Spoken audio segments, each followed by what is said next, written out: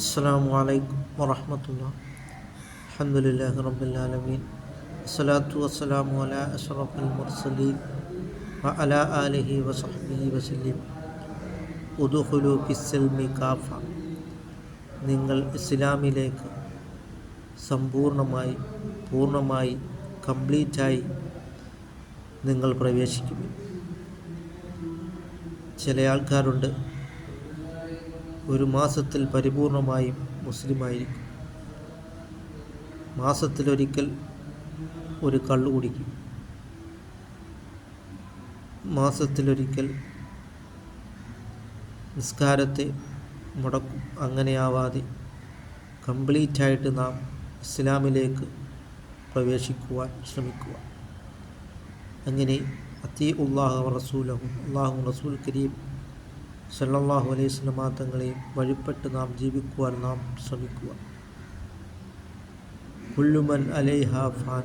ഈ ലോകത്തുള്ളതെല്ലാം നശിക്കുന്നതാണ്. ഒരിക്കലും നശിക്കാത്തവൻ അല്ലാഹു റബ്ബുൽ ആലമീൻ, ലോകരക്ഷിതാവായ അല്ലാഹു തആല മാത്രമാണ്. അത് നാം മനസ്സിലാക്കിക്കൊണ്ട്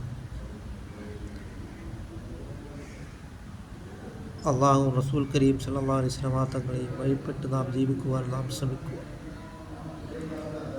അങ്ങനെ സയ്യിദുനാ റസൂൽ കരീം സല്ലല്ലാഹു അലൈഹി വസല്ലം തങ്ങൾ പറയുകയുണ്ടായി, എല്ലാവരും സ്വർഗത്തിലാണ്, ഇല്ലാ മൻ അബ, സ്വർഗം വേണ്ടെന്ന് വെച്ചവർ ഒഴികെ.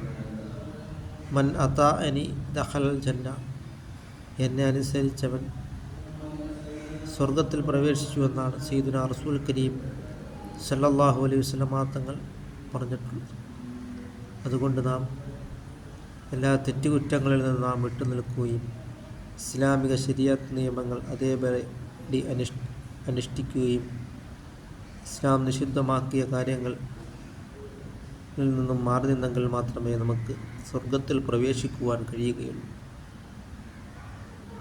സ്വർഗം ലഭിക്കുന്നവരിൽ അല്ലാഹു തആല നമ്മളെ ഉൾപ്പെടുത്തുകയും ചെയ്യുമാറാകട്ടെ.